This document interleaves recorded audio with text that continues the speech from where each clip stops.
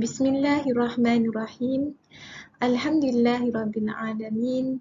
Assalatu wassalamu ala asyrafil anbiya'i wal mursalin wa ala alihi wa sahbihi ajmain. Rabbi shrah li sadri wa yassir li amri wahlul 'uqdatam min lisani yafqahu qawli.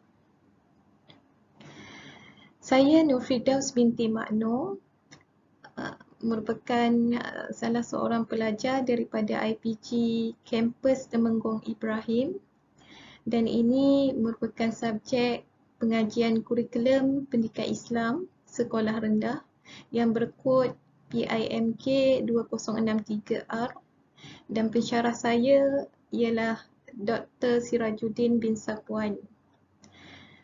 Baiklah, di sini insya-Allah saya akan kupaskan sedikit berkaitan kepelbagaian sistem pendidikan Islam dan isu-isu yang berkaitan. Baiklah, di sini merupakan isi kandungan yang pertamanya saya akan mengupas sedikit tentang berkaitan pengenalan. Dan seterusnya sistem pendidikan Islam formal di Malaysia diikuti dengan sistem pendidikan Islam tidak formal di Malaysia, dan seterusnya isu-isu yang diketengahkan dalam kepelbagaian sistem pendidikan Islam di Malaysia ini, dan seterusnya cadangan dan rumusan daripada saya, dan diakhiri dengan rujukan.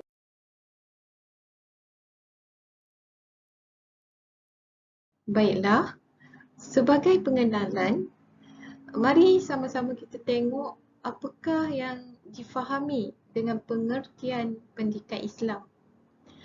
Menurut Hasan Al-Syarqawi dalam kitabnya Nahwu Tarbiyah Islamiyah, di mana beliau menyifatkan pendidikan Islam sebagai satu kefahaman terhadap ajaran Islam yang membawa seseorang manusia kepada menjauhi diri dari sifat-sifat tercela, iaitu sifat-sifat mazmumah, dan mendekatkan diri dengan sifat-sifat yang terpuji, iaitu sifat-sifat mahmudah. Jadi semuanya ini akan dapat mencerdikkan akal, menguatkan tubuh badan, membersihkan diri dan menyucikan hati tanpa menjadikan salah satu daripadanya melemahkan yang lain. Bagi beliau, pendidikan Islam adalah satu usaha untuk menyeimbangkan dan menyamakan di antara kekuatan yang ada pada tubuh badan dan antara kekuatan diri dan hubungannya dengan Allah Subhanahu Wa Taala, kejadian sekeliling dan manusia seluruhnya. Seterusnya, menurut Fathiyakan daripada kitab beliau, itu Al-Tarbiyah Al-Wiqayah fi Al-Islamiyah, di mana menyatakan bahawa pendidikan Islam ialah proses membina individu dan masyarakat berdasarkan paksi Islam, sama ada dalam aspek pegangan, pemikiran maupun perbuatan. Proses pendidikan Islam ataupun proses pendidikan dalam Islam ialah bermatlamat untuk membina individu dan masyarakat berdasarkan kefahaman Islam yang sempurna tanpa campur tangan unsur-unsur yang lain.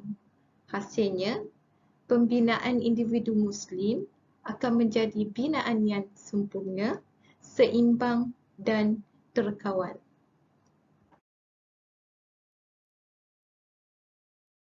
Selanjutnya, berkaitan pola perkembangan sistem pendidikan Islam di Malaysia, di mana terdapat 3 era, iaitu era pra-kolonial, diikuti dengan kolonial, dan juga seterusnya pasca kolonial. Jadi rentetan daripada perkembangan sistem pendidikan Islam tersebut, maka wujudlah cabaran-cabaran yang dihadapi semasa proses perkembangan tersebut. maka terbentuklah kepada dua kategori sistem. Sistem yang pertama iaitu sistem pendidikan Islam formal dan yang keduanya iaitu sistem pendidikan Islam tidak formal. Baiklah, seterusnya kita lihat sistem pendidikan Islam formal. Satunya sistem pendidikan Islam prasekolah atau dikenali dengan sekolah tadika lah. Jadi sebagai contoh, penubuhan Taman Asuhan Kanak-kanak Islam iaitu TASKI pada tahun 1975, yakni ditubuhkan oleh Angkatan Belia Islam Malaysia iaitu ABIM, dan diikuti pula dengan penubuhan Pusat Asuhan Tunas Islam iaitu PASTI yang ditubuhkan oleh Parti Islam Se-Malaysia iaitu PAS pada tahun 1988. Seterusnya kita tengok sistem persekolahan Islam di mana terdapat sekolah rendah ataupun menengah di bawah kerajaan ataupun swasta, dan contoh yang lain iaitu sekolah agama Arab di bawah kuasa Kementerian Pendidikan Malaysia, dan juga sekolah agama Arab di bawah kerajaan negeri. Ada juga sekolah agama Arab bawah Majlis Agama Islam Negeri, dan juga ada juga sekolah agama Arab di peringkat rendah ataupun menengah. Dan akhir sekali kita tengok sistem pengajian tinggi Islam. Kalau sekarang kita tengok sebagai contoh Universiti Islam Antarabangsa iaitu UIA, dan contoh yang lain iaitu Universiti Sains Islam Malaysia ataupun USIM.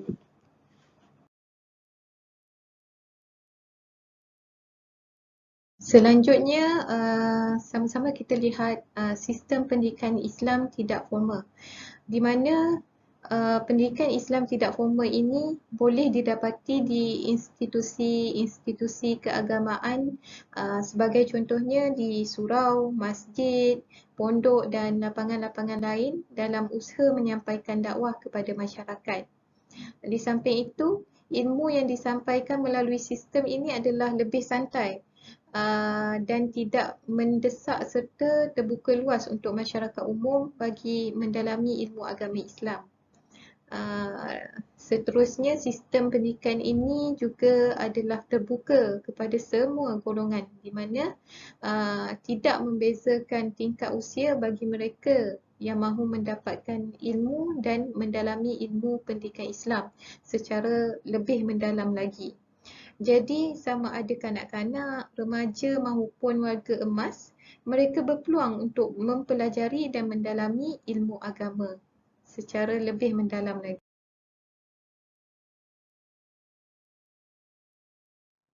Baiklah, di sini merupakan isu-isu yang cuba diketengahkan dalam kepelbagaian sistem pendidikan Islam, di mana isu yang pertama iaitu mihnah guru pendidikan Islam dalam situasi pandemik COVID-19 dalam penyampaian ilmu. Yang keduanya, kurangnya kualiti dalam penggunaan ICT di kalangan guru pendidikan Islam sendiri. Dan yang ketiganya, isu taraf pendidikan institusi pengajian pondok tidak diangkat setaraf dengan institusi yang lain, dan isu yang dibangkitkan akhir sekali iaitu guru agama kurang berperanan sebagai murabbi. Okey, kita lihat isu berkaitan mihnah guru pendidikan Islam ketika mana? Ketika situasi pandemik COVID-19 dalam penyampaian ilmu. Hal ini berkaitan dengan kekangan yang dihadapi oleh guru-guru pada hari ini. Ianya berlaku sejak bermulanya Perintah Kawalan Pergerakan iaitu PKP pada 16 Mac 2020 sehinggalah hari ini. Dan rentetan daripada permasalahan tersebut, semua institusi pendidikan di Malaysia ditutup. Jadi demi memastikan proses pengajaran dan pembelajaran PDP dapat diteruskan agar para pelajar tidak keciciran dalam mendapat pendidikan, maka proses pengajaran dan pembelajaran di rumah ataupun PDPR diwujudkan. Apakah yang dimaksudkan dengan PDPR? Atau bagaimanakah proses tersebut berlaku? Jadi PDPR ialah merupakan pengajaran dan pembelajaran ataupun PDP yang dilaksanakan di rumah atau pusat komuniti atau di mana-mana lokasi yang bersesuaian. Jadi PDPR ini boleh dilaksanakan sama ada secara dalam talian ataupun online atau luar talian iaitu offline atau offsite iaitu secara terancang dan berstruktur. Dalam melaksanakan proses PDPR inilah maka wujudnya atau timbulnya cabaran-cabaran kepada mereka yang bergelar guru, ustaz-ustazah. Apakah cabaran tersebut? Maka semua cabaran ini timbul tanpa diduga oleh manusia dan tidak pernah dilalui oleh kita masyarakat Islam di Malaysia sebelum ini. Maka inilah salah satu isu besar saya kira dalam kepelbagaian sistem pendidikan Islam yang berlaku pada hari ini. Maka persoalannya di sini, apakah menah-menah atau cabaran-cabaran tersebut yang dihadapi oleh guru-guru pendidikan Islam dalam situasi pandemik ini? Isu yang pertama iaitu masalah atau cabaran yang pertama iaitu tempoh masa pengajaran itu sendiri. Di mana sebelum ini kita digembar-gemburkan kenyataan daripada ustaz-ustazah di mana tempoh masa pengajaran tidak mencukupi bagi mereka untuk melaksanakan proses proses pengajaran dan pembelajaran. Dan seterusnya, cabaran yang kedua iaitu kesulitan dalam menggunakan bahan bantu mengajar, diikuti dengan kurang kemahiran dalam mengendalikan pengajaran secara online, dan seterusnya kurang penerapan rohani dalam membina sahsiah dalam jiwa pelajar. Hal ini mungkin kerana keterbatasan sebab kita mengajar pelajar tersebut bukan berhadapan, bukan face to face. Jadi boleh jadi kekangan yang besarlah dalam membina sahsiah diri pelajar.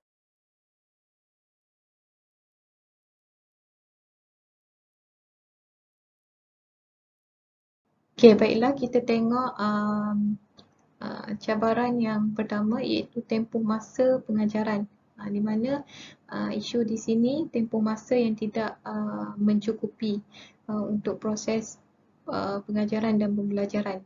Jadi di sini berlakunya kesukaran bagi murid untuk memahami subjek yang diajar oleh guru, di mana mereka memerlukan masa pengajaran yang lebih panjang sebenarnya. Tetapi masa atas talian amatlah terbatas dan tidak mencukupi. Isu masa pengajaran pendidikan Islam ini sebenarnya adalah bukan satu isu yang baru sebenarnya. Kerana sebelum pandemik pun isu kekurangan tempoh masa pengajaran bagi subjek pendidikan Islam ini sudah pun wujud, apatah lagi dalam situasi pandemik ini. Dan isu yang keduanya iaitu kesulitan dalam menggunakan bahan bantu mengajar. Berikutan dengan capaian internet yang tidak menyeluruh dan tidak memuaskan, terutamanya di kawasan luar bandar dan pedalaman. Di samping itu, kekurangan bahan rujukan pembelajaran dalam bentuk yang mudah digunakan atas talian menimbulkan kesulitan kepada guru-guru dan juga secara langsung menimbulkan kesulitan kepada murid juga. Di mana mereka sukar untuk memahami isi pembelajaran yang diajar oleh guru.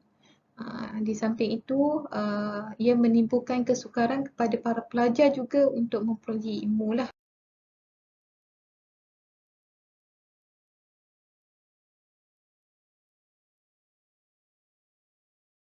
Baiklah, Cabaran seterusnya iaitu kurang penerapan rohani dalam membina sahsiah dalam jiwa pelajar, di mana guru-guru yang baik tidak harus menumpukan pengajarannya semata-mata untuk aspek akliyah atau kecergasan intelektual semata-mata. Tetapi harus tahu menyuburkan dan memupuk kecergasan emosi, rohani, kemasyarakatan dan sifat insaniah, rahmaniah dan rabbaniyah dalam peribadi syakhsiah murid. Dan juga mentarbiah murid. Tetapi dalam kaedah pembelajaran atas talian atau di rumah, unsur-unsur kepribadian yang unggul ini tidak dapat dipupuk. Malahan tidak dapat dibajai atau disirami oleh guru-guru. Cabaran seterusnya iaitu kurang kemahiran dalam mengendalikan pengajaran secara online, di mana kita dapat lihat kurang atau ketiadaan kemahiran dan kreativiti dalam mengendalikan pengajaran secara online, terutamanya bagi topik-topik yang berbentuk praktikal ataupun amali. Sebagai contoh, dalam topik Solatku Sempurna, Pendidikan Islam bidang ibadah tahun 2. Sebelum pandemik, pelajar akan didedahkan dengan praktikal solat dalam melalui aktiviti kem bestari solat, di mana di dalam aktiviti tersebut para guru boleh memperbetulkan cara solat para murid secara terus ketika aktiviti itu dijalankan. Jadi apabila berlakunya situasi pandemik ini, semuanya adalah terhad dan terbatas.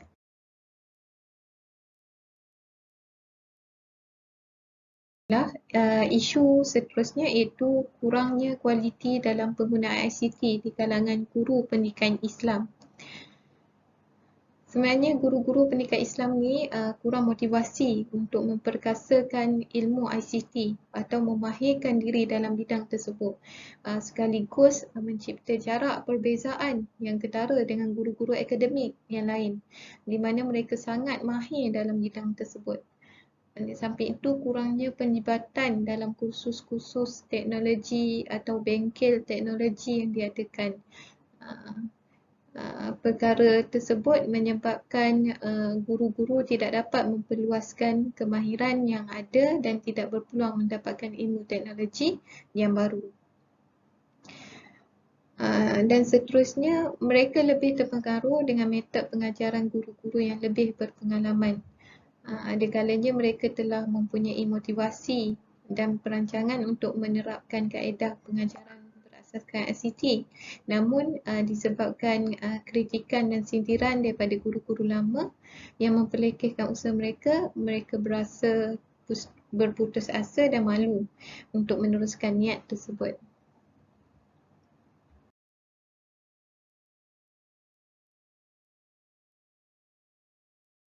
Baiklah, isu seterusnya yang cuba diketengahkan iaitu taraf pendidikan institusi pengajian pondok tidak diangkat setaraf dengan institusi yang lain.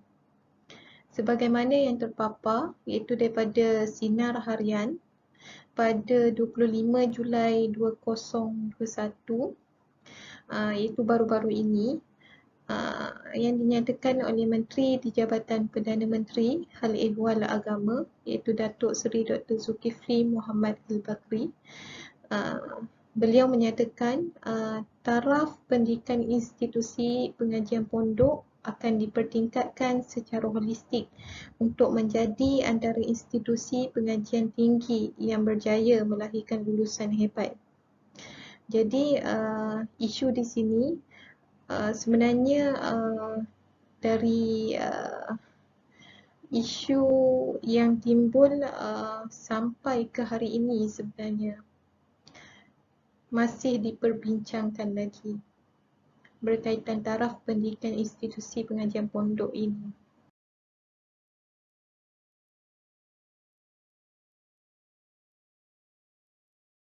Selain itu, dapatan daripada kajian yang telah dibuat oleh penyelidikan USIM didapati bahawa institusi pondok mempunyai permasalahan tersendiri. Antara permasalahan-permasalahan yang telah dihadapi adalah berkaitan dengan kewangan dan juga isu pengurusan seperti infrastruktur dan lain-lain. Jadi permasalahan ini perlu diatasi bagi memperkasakan institusi pondok dalam merealisasikan kepelbagaian sistem pendidikan Islam di Malaysia.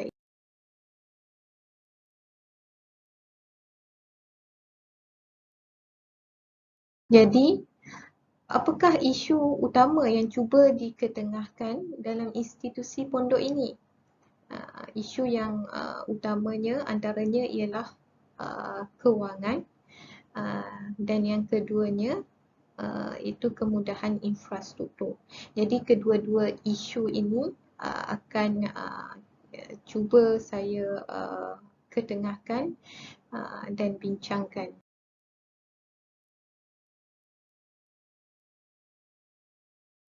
Seterusnya kita tengok isu yang pertama iaitu isu kewangan. Sumber kewangan merupakan aspek penting bagi memastikan kelangsungan institusi pondok selain untuk memberikan pendidikan terbaik kepada para pelajar. Walaupun terdapat institusi yang menawarkan sumber kewangan kepada institusi pondok secara berkala atau dalam bentuk sumbangan tahunan, jumlah tersebut masih lagi tidak mencukupi sebenarnya. Kebanyakan pondok tidak mempunyai dana yang kukuh dan tetap dan ianya banyak bergantung kepada sumbangan semata-mata. Sama ada sumbangan daripada masyarakat dan kutipan yuran daripada ibu bapa pelajar. Maka tidak mustahillah jika di dada akhbar terpapar isu pelajar pondok sering meminta derma di lapangan masyarakat. Jadi seterusnya kita beralih kepada kemudahan infrastruktur. Isu institusi pondok didapati tidak mempunyai prasarana yang lengkap maupun kondusif bagi tujuan pengajaran dan pembelajaran. Situasi ini menyukarkan para pendidik di sana untuk melaksanakan pendidikan kemahiran kepada pelajar institusi tahfiz dan juga pondok. Kajian yang dijalankan oleh para penyelidik daripada Universiti Sains Islam Malaysia tadi mengesahkan dakwaan ini berdasarkan maklum balas oleh para murid ataupun para pelajar, di mana mereka mendakwa bahawa kurang mendapat latihan keusahawanan.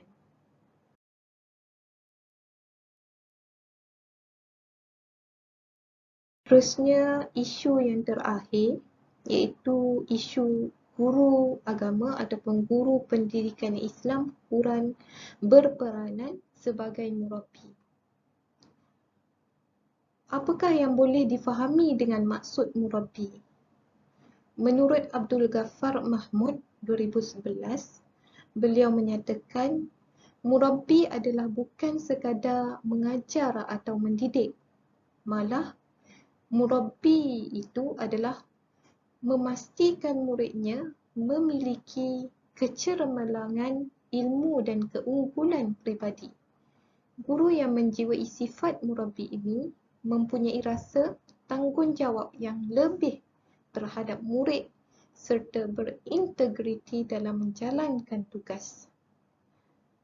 Jadi, timbul persoalannya di sini, sudahkah para guru menjiwai sifat murabbi tersebut?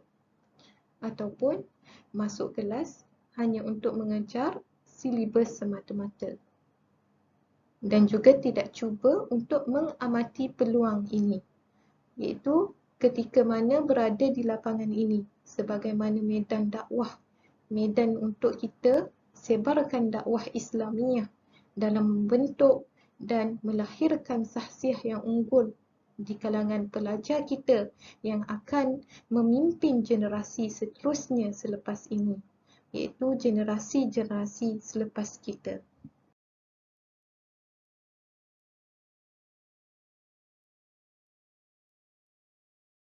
Akhir sekali, kita beralih kepada cadangan dan juga rumusan.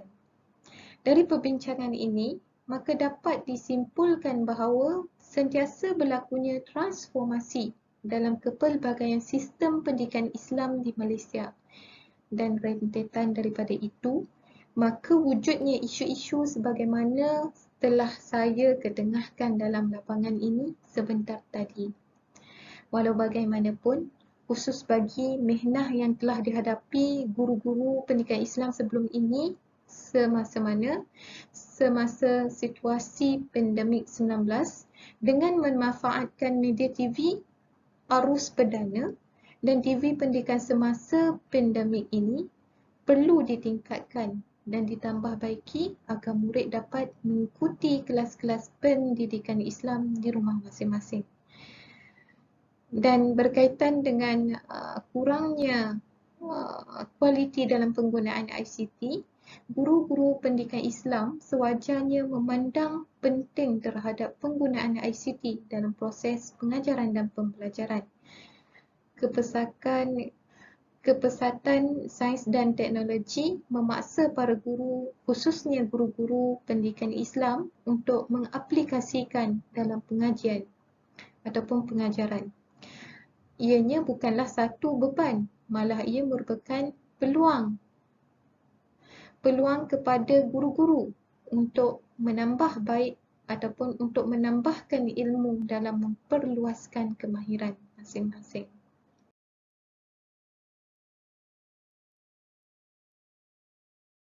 Dengan taraf institusi pondok, masyarakat perlu sedar bahawa Islam sangat menggalakkan umatnya untuk menjadi cemerlang dengan menguasai pelbagai disiplin ilmu. Justru, usaha-usaha dalam memperkasakan pendidikan pondok ini perlu mendapatkan sokongan daripada semua pihak. Meskipun pelbagai masalah atau isu yang timbul khususnya dari aspek yang saya telah ketengahkan tadi, iaitu aspek kewangan dan juga kemudahan infrastruktur pondok, semua pihak harus berganding bahu dan bekerjasama agar dapat menjamin kelangsungan pendidikan pondok ke arah membina ummah yang seimbang dan holistik menurut acuan tersendiri.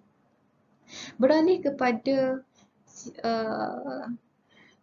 cabaran ataupun isu guru kurang menjiwai sifat murabbi, sebagaimana Sidik Baba 2006 ada mempericikan peranan guru sebagai murabbi kepada 7 peranan, iaitu yang pertamanya mempersiapkan diri dengan ilmu, keterampilan dan pengkhususan, dan yang keduanya menjadikan contoh teladan kepada orang lain, ketiganya menyampaikan sukatan pelajaran dengan metodologi yang sesuai, dan keempat menyemai nilai-nilai murni kepada murid, yang kelima berfikiran kreatif dan proaktif dalam mengendalikan proses pengajaran dan pembelajaran, dan yang keenam memahami cabaran zaman dan kerenah lingkungan, dan ketujuh mewujudkan suasana kondusif ketika